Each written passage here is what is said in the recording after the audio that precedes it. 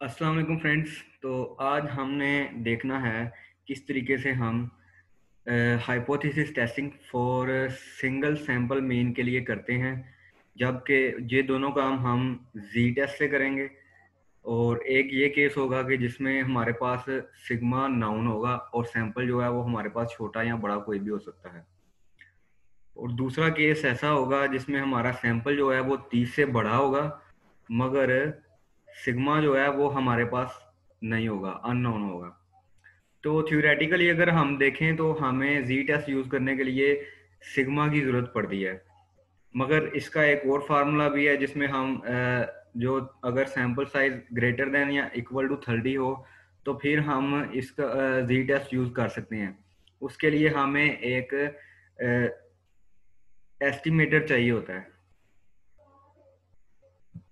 उसके लिए हमें सिर्फ एक एस्टिमेटर चाहिए होता है। तो एस्टिमेटर जो है वो आप क्या होगा, आपका जो स्टैंडर्ड डेविएशन पॉपुलेशन का है वो आपका नेगेटिव, यानी कि उसको हमने एस्टिमेट कर लेना है सैंपल के स्टैंडर्ड डेविएशन से। तो इस तरीके से हमारे पास वैल्यू आएगी। तो ये मैंने दो केसेस लिए हुए हैं। Case one, when sigma is known for single sample. Case two, when sigma is unknown but sample size is greater than 30 for single sample. Okay. और उसके बाद मैंने ये जो है ये भी एक्सेल के ऊपर ही मैंने ड्रा किया हुआ है। ये जो नॉर्मल कर्व है, नॉर्मल कह रहा हूँ सॉरी, जी डिस्ट्रीब्यूशन की जो कर्व है ये। तो क्या तरीका क्या होता है हाइपोथेसिस टेस्टिंग करने का? हाइपोथेसिस टेस्टिंग में सबसे पहले जो हमारे पास स्टेप वन होता है उसमें हम क्या करते हैं, formulate the null and alternative hypothesis. हम पॉपुलेशन पैरामीटर के मतलब या कोई भी आपका जो पैरामीटर जिसको आपने टेस्ट करना है उसके मतलब एक हाइपोथेसिस जो है वो बनाते हैं। तो फार्मूलेशन ऑफ हाइपोथेसिस में फर्दर दो स्टेप होते हैं। Step number one, null hypothesis. Null hypothesis आपका वो होता है जो आपने टेस्ट करना होता है। और अल्टरनेटिव हाइपोथेसिस वो हाइपोथेसिस होता है जो आपके नल का ओपोजिट होता है। और उसके बाद आपने क्या करना होता है कि एक लेवल ऑफ सिग्निफिकेंस यानी कि अल्फा की वैल्यू जो है वो आपने चूज करनी होती है। तो उसके बाद जो स्टेप आता है उसमें आपने सेलेक्ट द क्रिटिकल रीजन। तो क्रिटिकल रीजन आपने सेलेक्ट करना होता है। तो क्रिटिकल रीजन के लिए मैंने इधर डायग्राम भी बनाई है। तो डायग्राम की जरूरत नहीं है, मगर ये मैं आपको बताऊंगा कि डायग्राम कैसे बनाते हैं, क्योंकि आपको जब कोई थीसिस वगैरह लिखना पड़े तो उसमें इसकी जरूरत पड़ सकती है। तो उसमें आपको डायग्राम बनाना वगैरह भी आना चाहिए कि किस तरीके से आप इसको बना सकते हैं।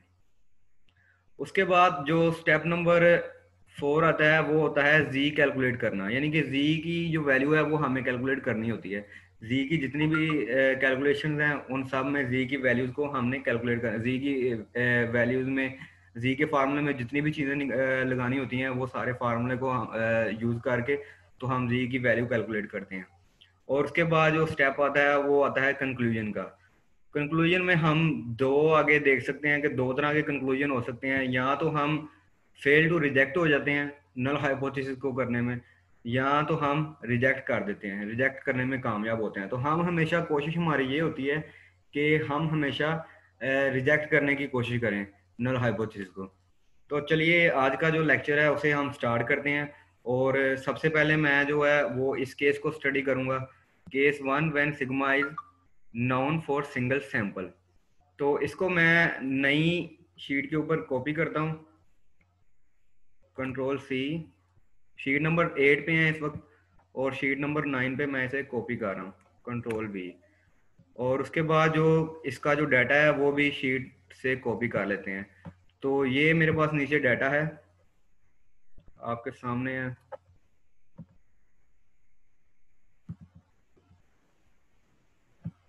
एक्स की वैल्यूज, कंट्रोल सी।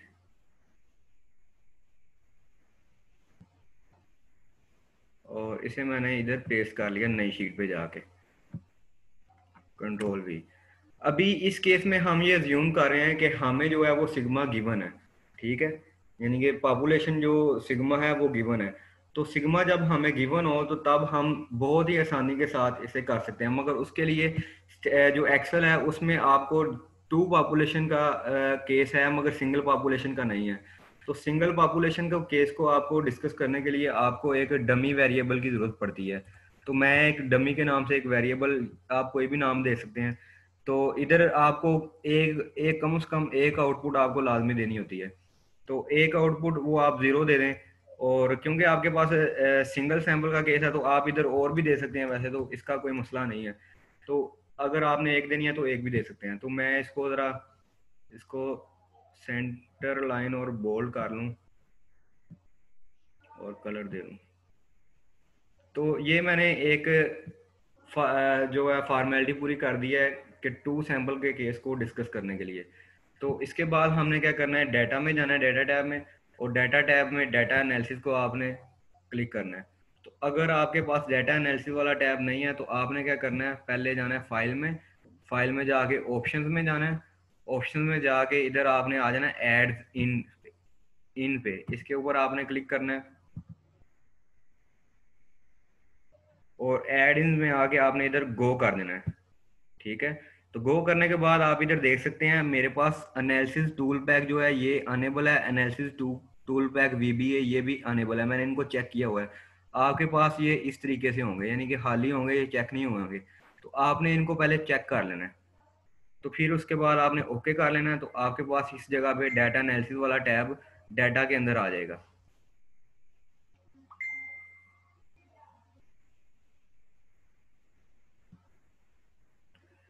तो डाटा एनालिसिस वाला टैब आपके पास डाटा के अंदर आ जाएगा। तो आपने क्या करना है, सिंपली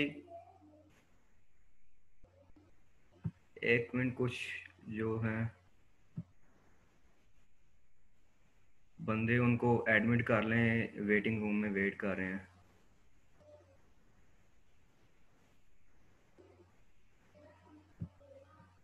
ओके। तो इसके बाद हमने क्या करना है कि हमारे पास जो डमी, हमने डाटा एनालिसिस के ऊपर जाना है, क्लिक करना है और नीचे आ जाना सबसे लास्ट पे। तो इधर एक आ रहा है Z test for two sample for mean. तो Z test for two sample for mean, इसके ऊपर आपने क्लिक करना है और ओके कर देना है। ओके करने के बाद आपके पास जो सबसे पहले वो पूछ रहा है, वो पूछ रहा है वेरिएबल वन रेंज, यानी कि पहले वेरिएबल की आपने रेंज देनी है। तो पहले वेरिएबल की रेंज में आपने एक्स को आपने सेलेक्ट करना है नीचे तक, जितना भी आपका डाटा है। उसके बाद आपने आ जाना है वेरिएबल टू रेंज के ऊपर, इधर लिखा हुआ आ रहा है वेरिएबल टू रेंज। तो वेरिएबल टू रेंज के ऊपर आपने डमी के ऊपर क्लिक करना है और 000 जितने भी इधर सेलेक्ट कर लेना है।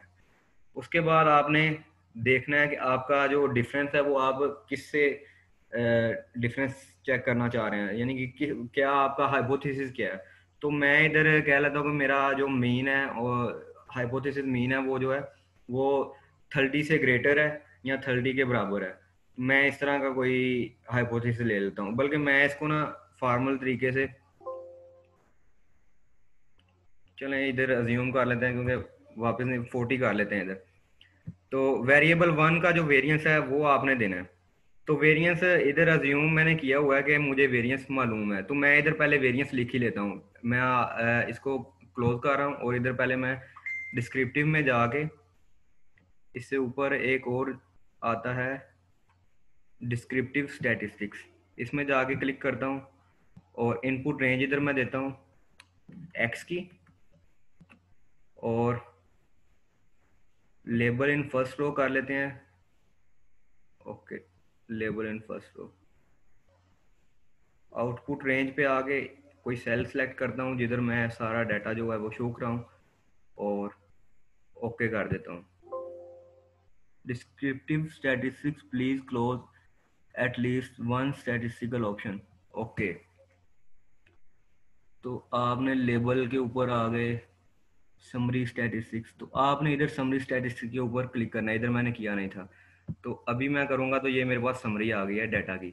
इसने मुझे एक्स की जो तमाम वैल्यूज है उनका mean, standard error, median, mode, standard aviation और सैंपल वेरिएंस और curses, skewness, range, minimum, maximum, सम, काउंट, ये सारा उसने निकाल के दे दिया है एक्स की वैल्यूज का। तो अभी मैंने क्या किया है कि इसको मैंने क्यों निकाला है, क्योंकि मुझे इसके जो वेरिएंस है वो मालूम नहीं था। तो मैंने इसको निकालने के लिए ये मैं इधर सैंपल वेरिएंस जो है वो यूज़ करूंगा जो कि 9 है। तो अभी मैं दोबारा से डाटा टैब में जाता हूँ, डाटा एनालिसिस में, और डाटा एनालिसिस के ऊपर जाके क्लिक करता हूँ तो इधर नीचे आ जाते हैं उसी जगह पे जी टेस्ट के ऊपर। ओके, तो इधर से फिर से आगे वही काम हमने करना है जो पहले हमने करते करते रह गए थे। इनपुट रेंज में इनपुट दी और उसके बाद डमी में आए और डमी में हमने डमी की वैल्यू सेलेक्ट की। तो हाइपोथाइज मीन डिफरेंस जो है वो मैं इधर कह लेता हूँ कि मेरा जो ऑन एवरेज मीन है वो हम कह लेते हैं कि 45 है, ठीक है। और उसके बाद आपका जो वेरिएबल है यानी कि वेरिएबल वन, उसका वेरिएंस हमने देना है। तो वेरिएबल वन का जो वेरिएंस है वो हमारे पास इधर आप देखें सैंपल में, अगर तो सैंपल में वेरिएंस क्या आ रहा है, 9 आ रहा है। तो आप इधर 9 लिख दें, ठीक है। और उसके बाद वेरिएबल टू का आप इधर 0 नहीं लिख सकते क्योंकि ये जो है ये 0 अलाउ नहीं करता। तो आपने इधर छोटे से छोटा नंबर दे देना कोई भी जिसका इफेक्ट ना आए डाटा के ऊपर। तो मैंने 0.00001 एक नंबर दे दिया। उसके बाद मैंने लेबल सेलेक्ट किया है और अल्फ़ा की वैल्यू आप इधर कोई भी दे सकते हैं। मिसाल के तौर पे मेरे पास अल्फ़ा की वैल्यू है वो इधर मैंने अज्यूम कर लेता हूँ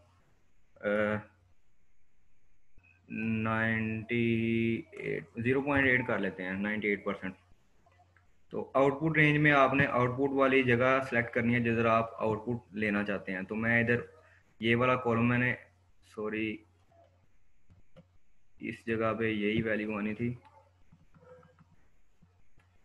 और आउटपुट रेंज में इधर आके आपने क्लिक करना है और फिर जो आपने जगह सेलेक्ट करनी है वो, तो आपने ओके कर दिया।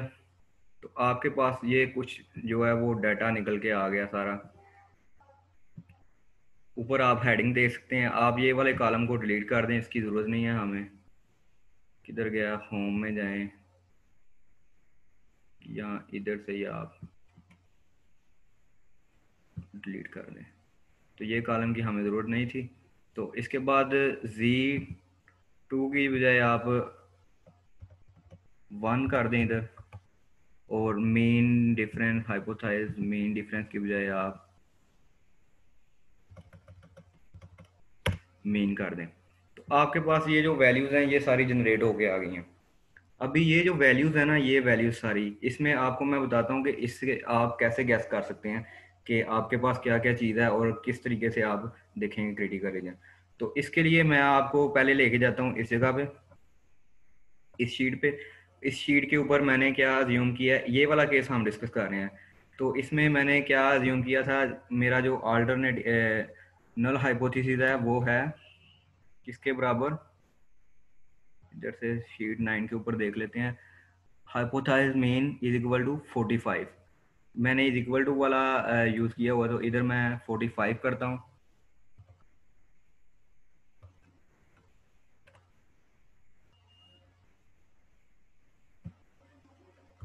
45 और इज नॉट इक्वल टू 45, ये अल्टरनेटिव होता है उसका। तो इसके इधर आपने करना है नॉट इक्वल टू 45। अल्फा की वैल्यू आपके पास 0.08 है क्योंकि हमने उधर अल्फा की वैल्यू 0.08 दी थी। तो अभी आपने आ जाना है क्रिटिकल रीजन के अंदर। तो क्रिटिकल रीजन के अंदर आपने क्या देखना होता है कि आपका जो वैल्यू है वो किस जगह पे फॉल कर रही है। तो ये क्योंकि टू टेल टेस्ट है, इसमें हमने इज इक्वल टू वाली अलामत यूज की हुई है। तो ये टू टेल टेस्ट है, तो इसका जो क्रिटिकल रीजन है वो आएगा, मैं आपको जरा इधर ड्रा करके दिखाता हूँ। इधर ऑप्शन नहीं आ रही, मीटिंग डिसेबल, और हाँ ये आ गया ऑप्शन। तो इधर से मैं आपको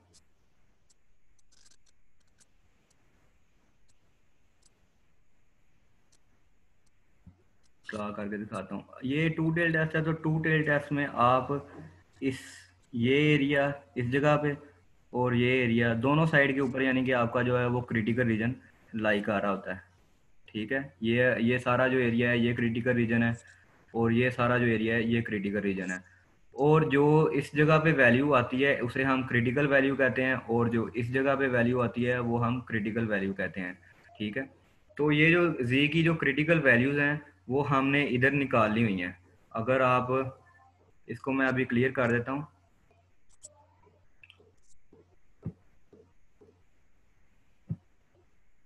तो आपने अगर इस जगह पे शीट नंबर 9 के ऊपर देखें तो आपके पास जी की जो क्रिटिकल वैल्यू है, टू टेल टेस्ट है। तो टू टेल टेस्ट के लिए आपके पास जो जी की क्रिटिकल वैल्यू है टू टेल टेस्ट के लिए, आप अगर ये देखें तो आपके पास आ रही है 1.7506, 1.7506। तो 1.7506 जो है वो आपका माइनस वाली साइड में भी आएगा, यानी कि इधर से आपको मैं ड्रा करके दिखाता हूँ। यानी कि इस जगह पे आ रहा है 1 पॉइंट नेगेटिव में, इस जगह पे आ रहा है कहीं पे, और पॉजिटिव में कहीं पे इस जगह पे आ रहा है। ठीक हो गया। तो इधर 1.76 पॉजिटिव, और इधर 1.76 नेगेटिव। तो ये है हमारी जी की वैल्यू। तो हमारा जो क्रिटिकल रीजन है वो ये वाला है सारा एरिया, ठीक है, और ये वाला सारा एरिया। अगर जो हमारी जी की कैलकुलेटेड वैल्यू है, यानी कि जो वैल्यू हमने इधर कैलकुलेशन वाली साइड में करनी है, इस जगह पे हमने जो करनी है, ये वाली जो करनी है, वो अगर इस क्रिटिकल रीजन के अंदर आएगी या इस क्रिटिकल रीजन के अंदर आएगी, तो हम अपने नल हाइपोथेसिस को, ये जो हमारे पास है नीचे वाला नल हाइपोथेसिस, इसको हम रिजेक्ट कर देंगे। और अगर ये एक्सेप्टेंस रीजन, यानी कि ये जो इसके अलावा जो रीजन है इसके अंदर आएगी, तो फिर हम अपने नल हाइपोथेसिस को एक्सेप्ट कर लेंगे। तो ये है इसका तरीका। तो अभी मैं आपको इधर उस जगह से लेके आता हूँ वैल्यूज जो हैं, शीट नंबर 9 से मैं लेके आता हूँ। तो मेरा जो क्रिटिकल रीजन है वो किधर गया, शीट नंबर 9। तो ये वैल्यू को मैंने इधर से कॉपी किया, कंट्रोल सी, और इधर मैंने आगे पेस्ट कर दिया, कंट्रोल वी। तो ये प्लस माइनस दोनों में है, ठीक है, 1.787 ये प्लस माइनस दोनों में है। तो आपने अभी जो z की कैलकुलेटेड वैल्यू है वो निकालनी है। तो z की कैलकुलेटेड वैल्यू भी आपने इधर निकाली हुई है शीट नंबर 9 के ऊपर। अगर आप इधर ऊपर आए तो आपके पास ये जो वैल्यू आ रही है z की, ये z की कैलकुलेटेड वैल्यू है 18.98898। ठीक है, तो ये z की कैलकुलेटेड वैल्यू है। तो जी की जो कैलकुलेटेड वैल्यू है वो आ रही है 18.988। तो ये 18.9988 जो है वो अगर आप इधर देखें इस जगह के ऊपर, तो ये पॉजिटिव वाली साइड पे जाएगा, 2 से भी आगे, 4 से भी आगे, और आगे ही आगे जाएगा, यानी कि काफ़ी आगे जाके ये जो है 18.9844 वैल्यू आएगी। तो ये जो रीजन है ये हमारा कौन सा है, ये क्रिटिकल रीजन है। ठीक है, तो क्रिटिकल रीजन के अंदर वैल्यू आ रही है, तो हम फिर क्या करेंगे, हम अपने नल हाइपोथेसिस को रिजेक्ट कर देंगे। तो इधर मैं लिख देता हूँ yes, we reject null hypothesis. तो ये जो सारा काम किया है ये मैंने किसके लिए किया है, ये तब किया है जब केस 1 में, जब हमारे पास sigma is known for single sample, for single sample के लिए जब हमारे पास सिग्मा नाउन था, यानी कि सिग्मा जो है वो हमने निकाल लिया इस सारे डाटा का, वो मैंने अज्यूम किया कि हमें नाउन था। तो अभी हम इसको तब करेंगे जब हमारे पास सिग्मा अननाउन होगा, मगर सैंपल जो है वो हमारे पास ग्रेटर देन या 30 के बराबर होगा। इस वाले केस को हम डिस्कस करेंगे। तो सेम पैटर्न है, इसके लिए भी आपने वही काम करना है जो आपने पहले किया था। तो इसके लिए फिर मैं ये वाले डाटा को इधर से कॉपी करूंगा, कंट्रोल सी, और शीट नंबर 9 के ऊपर जाते हैं क्योंकि इधर रश जरा कम है। तो इधर मैं इसको पेस्ट कर लेता हूँ, और इधर मैं एक्स की वैल्यूज़ को भी पेस्ट करता हूँ उधर से शीट नंबर 8 से। तो ये मेरे पास इधर डाटा है।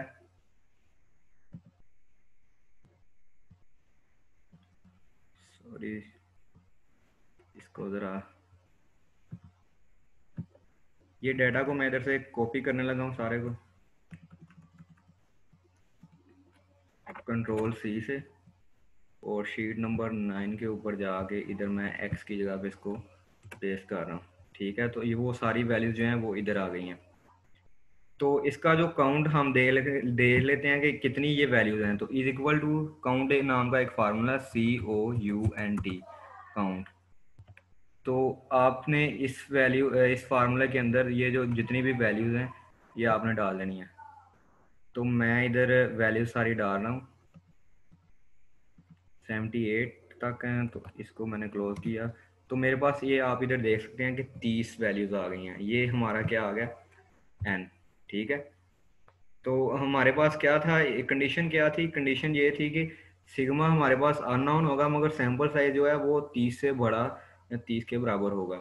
तो इस केस में हम थ्योरेटिकली क्या करते हैं कि हम जो है पॉपुलेशन स्टैंडर्ड डेविएशन की बजाय हम सैंपल स्टैंडर्ड डेविएशन निकाल लेते हैं। तो इसमें इस केस में भी हम वही सारा प्रोसीजर अडॉप्ट करने वाले हैं। हमने क्या करना है, हमने जाना है डाटा वाले टैब के अंदर, डाटा एनालिसिस को हमने जाना है,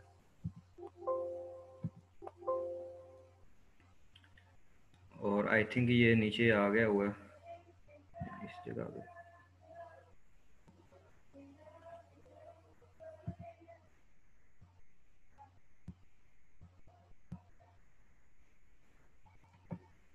डाटा एनालिसिस, तो ये हमारे पास आ गया डाटा एनालिसिस। इसमें हमने आगे फिर वही जगह पे GT-Test4 सैंपल मेन, इसके ऊपर हमने क्लिक करना है।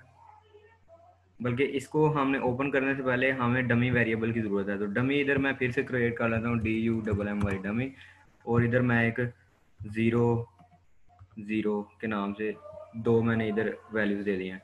तो अभी फिर से इधर आता हूँ मैं, और इधर से Z-Test2 सैंपल फॉर मीन के लिए देख लेते हैं और ओके कर देते हैं। तो जब हमने ओके कर दिया तो अभी हमने इधर से इसकी रेंज देनी है, आउटपुट रेंज। तो एक्स वाले कॉलम को सिलेक्ट किया नीचे तक 78 यानी कि 47 नंबर तक, और range of variable to dummy के ऊपर आपने क्लिक किया, ठीक हो गया। और हाइपोथाइज्ड जो मेन डिफरेंस है वो हमने कर निकालना है। तो मैं इधर कह लेता हूँ जी हाइपोथाइज्ड मेन डिफरेंस जो है वो इधर दे देते हैं हम,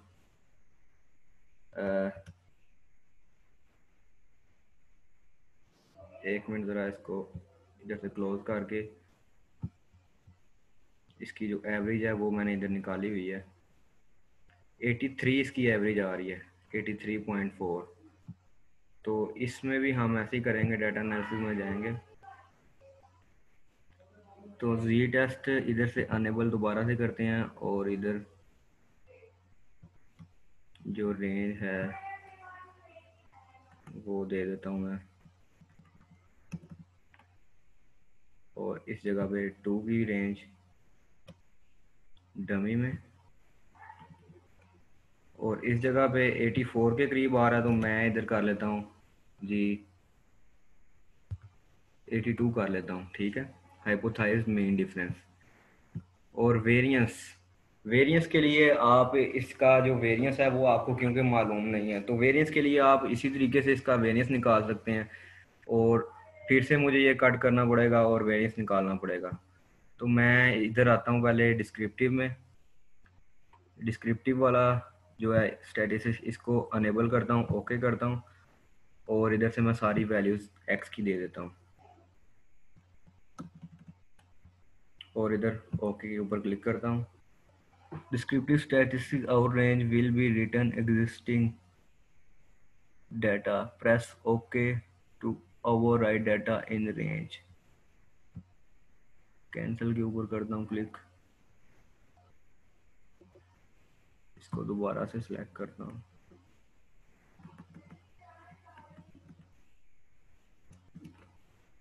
और इस जगह पे आउटपुट रेंज की जगह पे वो कह रहा था कि आप जो है वो कॉलम दोबारा से सिलेक्ट करें जहाँ पर आपने करना है। तो इसको मैंने ओके के ऊपर क्लिक किया, तो ये मेरे पास आ गई इसकी डिस्क्रिप्टिव स्टैटिस्टिक्स की समरी। तो इसको मैं ज़रा बड़ा कर रहा हूँ। तो आप अगर इधर देखें इस जगह पे, तो ये आपके पास इस जगह पे आ गया है स्टैंडर्ड डेविएशन, ठीक है, और इधर आ गया सैंपल वेरिएंस जो गया 16495, ठीक है। तो इस जगह पे आप ये जो है वेरिएंस ये आप इस जगह से कॉपी करेंगे और इसको आप उधर पेस्ट कर देंगे डाटा एनालिसिस में। तो ये डाटा एनालिसिस आ गया इधर, और जी टेस्ट, और जी टेस्ट के अंदर आपने एक्स की वैल्यूज़ को सारी को सिलेक्ट किया,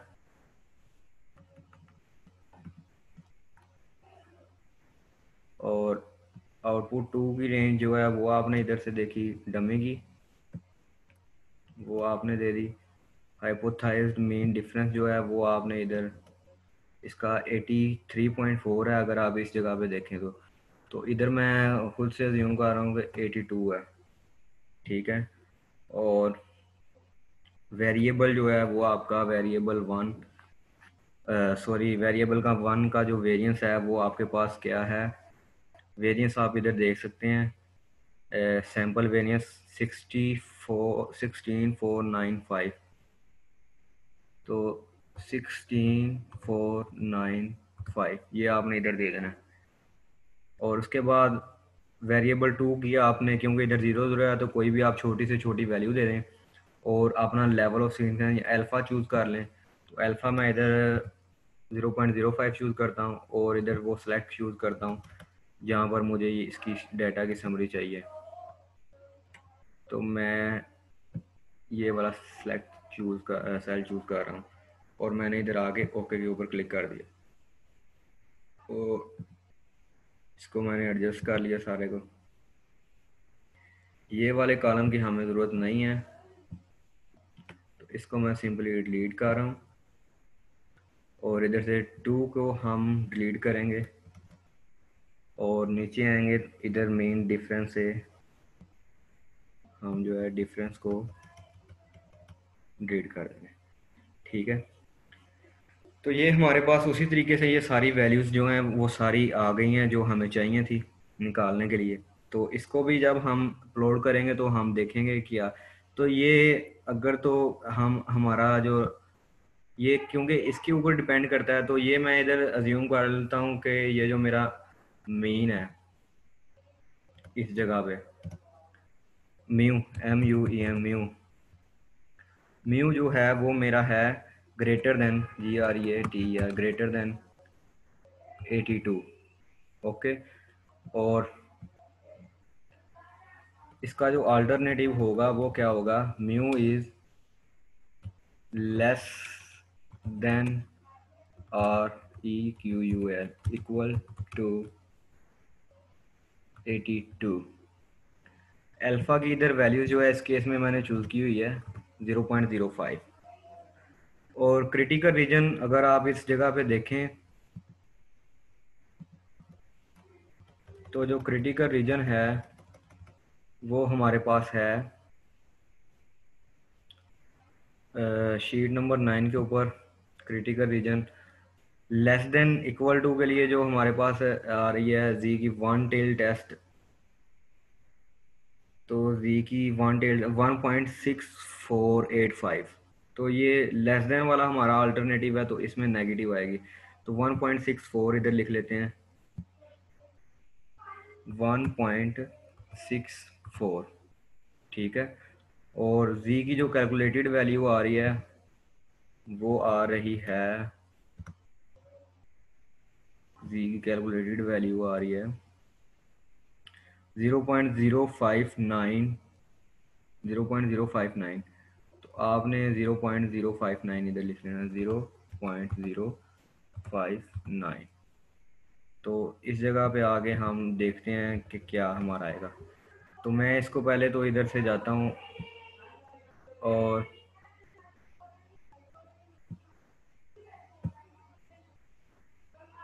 इसको क्लियर करता हूँ सारे को।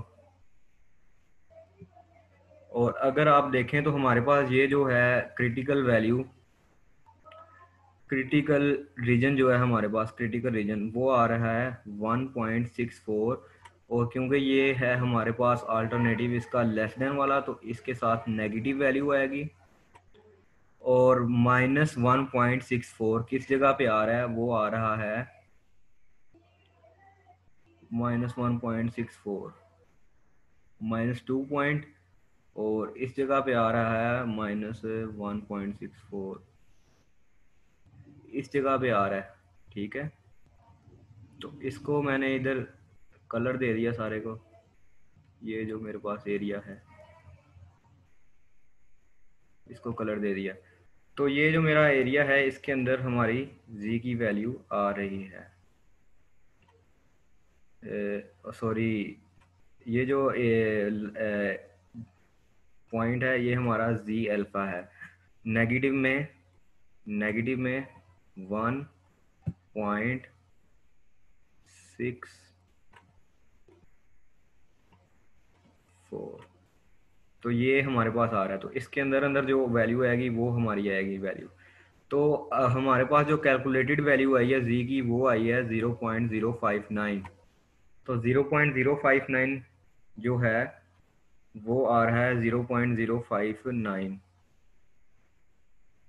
059। तो इस जगह पे आ रही है हमारी जो कैलकुलेटेड वैल्यू है, इस जगह पे कहीं पे आ रही है जी सी, जी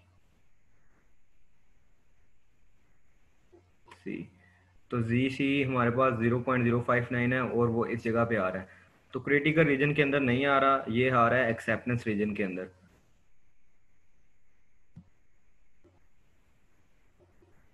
तो एक्सेप्टेंस रीजन के अंदर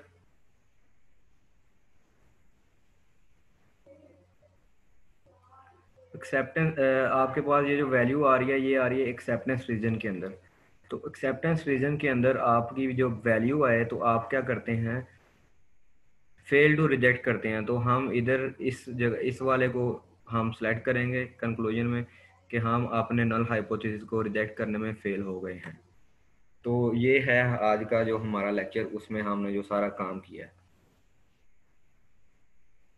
तो मैं इसको इधर से काट रहा हूँ और इस जगह पे आके देख रहा हूँ कि ये हमें क्या कह रहा है।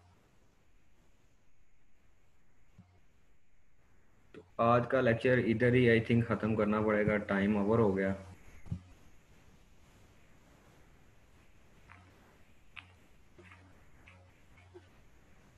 और हमने इसको क्या किया है, हमने इस वाले को यस कर दिया कि हम फेल टू रिजेक्ट हो गए हैं। ठीक है, और ये जो है ये कैसे ड्रा किया है ये मैं नेक्स्ट में आपको बता दूंगा, क्योंकि आई थिंक जो है वो टाइम ओवर हो गया। तो इसको पुश कर लेते हैं वीडियो को।